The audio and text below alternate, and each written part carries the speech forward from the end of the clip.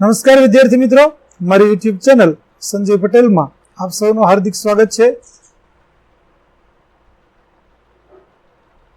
મિત્રો, આજના વિડીયોની અંદર આપણે ધોરણ 7 વિષય છે હિન્દી, જેનો પાઠ 5મો કે જે સત્ર 1 ની અંદર આવે છે, જેનું નામ છે હિન્દ દેશ કે નિવાસી. આ પાઠના સ્વઅધ્યયન પોથીના પ્રશ્નો અને તેના જવાબો વિશે શીખવાના છીએ. વિદ્યાર્થી મિત્રો, જો તમે મારી ચેનલમાં નવા હોય તો મારી ચેનલને જરૂરથી સબસ્ક્રાઇબ કરો. વિડીયો સારો લાગે તો લાઈક કરો, શેર કરો અને બેલ નોટિફિકેશન ઓન કરો, જેથી મારા આગળના નવા વિડીયો પણ આપને મળતા રહે.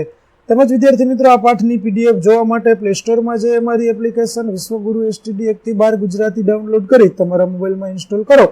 જે તમે શરૂ કરશો તો આ પ્રકારે જોવા મળશે, જેમાં સ્વઅધ્યયન પોથીની અંદર ધોરણ બતાવશે, ધોરણ પસંદ કરશો એટલે વિષય બતાવશે, વિષય પસંદ કરશો એટલે પાઠ બતાવશે. જેમાં વિડીયો ઉપર ક્લિક કરશો તો વિડીયો જોવા મળશે અને પીડીએફ ઉપર ક્લિક કરશો તો તમે પીડીએફ જોઈ શકશો. તો આશા રાખું છું અમારી એપ્લિકેશન આપને ગમશે, જે એકદમ ફ્રી છે, જરૂરથી ડાઉનલોડ કરજો.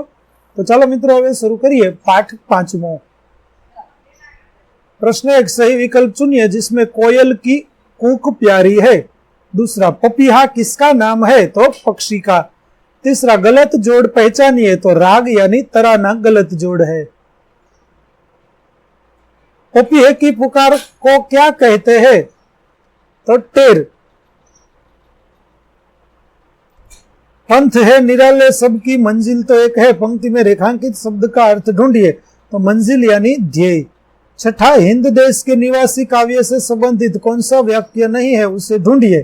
तो प्राकृतिक विविधताएं होने पर भी उसमें अभिन्नता है. प्रश्नों के उत्तर लिखिए, जिसमें पहला, हिंद देश के निवासी काव्य में किस देश की बात है? तो हिंद देश के निवासी काव्य में भारत देश की बात है. दूसरा, किसकी कूक न्यारी होती है? तो कोयल की कूक न्यारी होती है. तीसरा, बुलबुल क्या कर रही है? तो बुलबुल तराना गा रही है. चौथा, किसकी टेर प्यारी होती है? तो पपीहे की टेर प्यारी होती है. पांचवा, पंथ निराले होने के बावजूद क्या है? तो पंथ निराले होने के बावजूद मंजिल एक है. छठा प्रश्न, हिंद देश के निवासी काव्य में किन किन पक्षियों की बात हुई है? तो हिंद देश के निवासी काव्य में कोयल, पपीहा, बुलबुल पक्षियों की बात हुई है. सातवां, हमारे देश में किन किन धर्मों के लोग रहते हैं? तो हमारे देश में हिंदू, मुस्लिम, ईसाई, बौद्ध, जैन और पारसी धर्मों के लोग रहते हैं. आठवां, माला में कौन कौन से फूल एक रूप हुए हैं? तो माला में बेला, गुलाब, जूही, चंपा, चमेली जैसे फूल एक रूप हुए हैं. नौवां प्रश्न, कौन कौन सी नदियां सागर में मिलती है? तो सागर में गंगा, यमुना, ब्रह्मपुत्र, कृष्णा, कावेरी नदियां मिलती है. 10वां, सभी धर्मों का सार क्या है?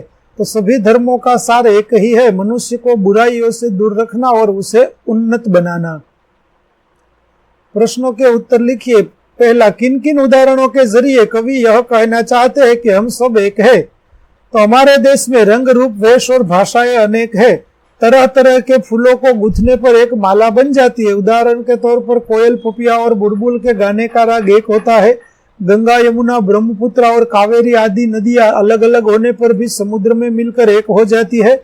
उसी प्रकार हमारे देश की विविधता में भी एकता है. राष्ट्र प्रेम ने अलग अलग भाषा और प्रांत के लोगों को एकता में बांध दिया है. हमारी राष्ट्रीयता की भावना में एकता है. दूसरा, नदियों से हमें क्या संदेश मिलता है? तो हमारे देश में अनेक नदियां हैं. उद्गम स्थल अलग अलग है, वे अलग अलग मार्गों से बहती है, लेकिन अंत में वे सागर में मिलकर एक हो जाती है. इन नदियों से हमें यह संदेश मिलता है कि जैसे नदियां अलग अलग होकर भी एक हो जाती है, उसी तरह हम भारतवासी अलग अलग होने पर भी एक होकर रहे. चौथा, काव्य पंक्ति पूर्ण कीजिए, जिसमें पहली, गंगा, यमुना, ब्रह्मपुत्र, कृष्णा, कावेरी जाके मिल गई सागर में, हुई सब एक है. धर्म है अनेक जिनका सार वही है. पंथ है निराले सबकी मंजिल तो एक है. दूसरी, हिंद देश के निवासी सभी जन एक है. रंग, रूप, वेश, भाषा चाहे अनेक है. बेला, गुलाब, जूही, चंपा, चमेली प्यारे प्यारे फूल गूथे माला में एक है. प्रश्न 5, भावार्थ दर्शाने वाली पंक्तियां ढूंढिए, जिसमें पहला, हमारे देश में रहने वाले लोगों का रंग, रूप, पहनावा और भाषा भिन्न है, फिर भी देश में रहने वाले सभी लोग एक है. तो हिंद देश के निवासी सभी जन एक है. रंग, रूप, वेश, भाषा चाहे अनेक है. दूसरा, हमारे देश में कई धर्म है लेकिन सबका सार एक ही है, जैसे रास्ते भिन्न भिन्न है पर सबका ध्येय एक ही है। तो धर्म है अनेक जिनका सार वही है, पंथ है निराले सबकी मंजिल तो एक है। प्रश्न 6, काव्य पंक्ति का भावार्थ लिखिए, जिसमें पहली पंक्ति का भावार्थ, कोयल की बोली निराली होती है, पपीहे की बोली में अपनी मिठास होती है, बुलबुल का गीत भी अलग तरह का होता है, इन सब पक्षियों के गाने भले ही अलग अलग हो पर उनका राग एक ही है। इसी तरह अलग अलग बोली और भाषा बोलने वाले भारतवासियों की आवाज भी एक होती है। दूसरी पंक्ति का भावार्थ है, बेला, गुलाब, जूही, चंपा, चमेली आदि फूल अलग अलग होते हैं परंतु ये प्यारे प्यारे फूल माला में गूंथने पर एक बन जाते हैं, उसी तरह अलग अलग होकर भी सारे भारतवासी एक है। प्रश्न 7, कविता के आधार पर भारत देश के बारे में 8-10 वाक्य लिखिए। तो भारत एक लोकतांत्रिक और गणतांत्रिक देश है जहां देश की जनता को देश की बेहतरी के लिए फैसले लेने का अधिकार है। भारत इस कथन के लिए एक प्रसिद्ध देश है, विविधता में एकता, क्योंकि विभिन्न जाति, धर्म, संस्कृति और परंपरा के लोग एकता के साथ रहते हैं। ज्यादातर भारतीय स्मारक और धरोहर विश्व धरोहर स्थल से जुड़े हुए हैं। प्रश्न 8, शब्दों को सही क्रम में रखकर वाक्य लिखिए। पहला वाक्य होगा, हमारे देश की विविधता में एकता है। दूसरा, दुनिया के देशों में भारत अनूठा देश है। तीसरा, नदियां सागर में मिलकर एक होती है। चौथा, दुनिया में हमारा देश निराला है। प्रश्न 9 और शब्दों के अर्थ लिखिए, जिसमें कूक यानी कोयल की आवाज, मंजिल यानी ध्येय, पंथ यानी संप्रदाय, तराना यानी गीत, टेर यानी पपीहे की आवाज और अनूठा यानी अनोखा।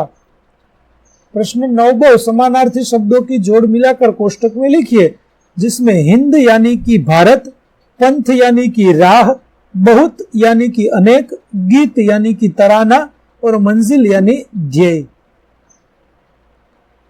9 का उदाहरण के अनुसार क विभाग में से समानार्थी शब्द चुनकर ख विभाग से उचित स्थान पर लिखिए, जिसमें लड़ाई यानी युद्ध और समर, आंख यानी नेत्र और चक्षु, ब्राह्मण यानी द्विज और विद, कहानी यानी गाथा और कथा, झंडा यानी ध्वज और पताका, खून यानी रक्त और लहू।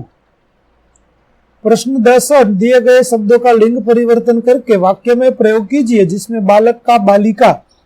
तो वह बालक बड़ा शैतान है और वह बालिका काफी सुंदर है।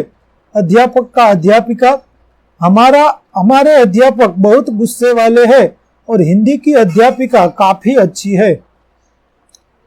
छात्र का होगा छात्रा, जिसमें वह छात्र काफी होशियार है और वह छात्रा गणित में कमजोर है। ग्वाला का होगा ग्वालिन, ग्वाला वहीं पर खड़ा था और ग्वालिन बकरियां चरा रही है। 10वां उदाहरण के अनुसार कोष्टक में से शब्द ढूंढकर लिंग परिवर्तन कीजिए, जिसमें छात्र का छात्रा, पुत्र का पुत्री, श्रीमान का श्रीमती, घोड़ा का घोड़ी, देवरानी का देवर, नागिन का नाग, शिक्षिका का शिक्षक और बेगम का बादशाह। नीचे दिए गए सर्वनामों को पुरुषवाचक सर्वनाम और निजवाचक सर्वनाम में वर्गीकृत कीजिए, जिसमें पुरुषवाचक सर्वनाम में अपने आप, हम, मैं, वह, वे और आप, और निजवाचक सर्वनाम में खुद, तू और स्वयं।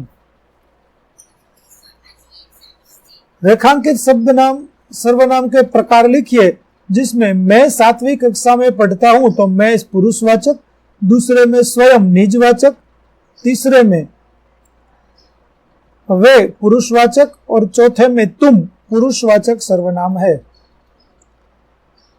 कवि इकबाल लिखित सारे जहां से अच्छा हिंदुस्तान हमारा गीत को लिखिए और गान कीजिए। तो विद्यार्थी मित्रों, चालो આપણે ગીતને લખીએ। तो सारे जहां से अच्छा गीत અહીં લખેલું છે, જે તમે અહીંથી જોઈ અને લખી શકશો। તો વિદ્યાર્થી મિત્રો, અહીં આપણો પાઠ 5 ના સ્વ-અધ્યયન પોથીના પ્રશ્નો અને તેના જવાબો છે તે પૂરા થાય છે।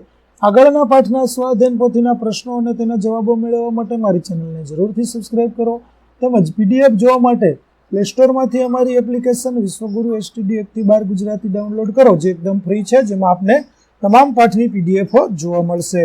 તો ફરી મળીશું નવા પાઠ સાથે, ત્યાં સુધી આવજો।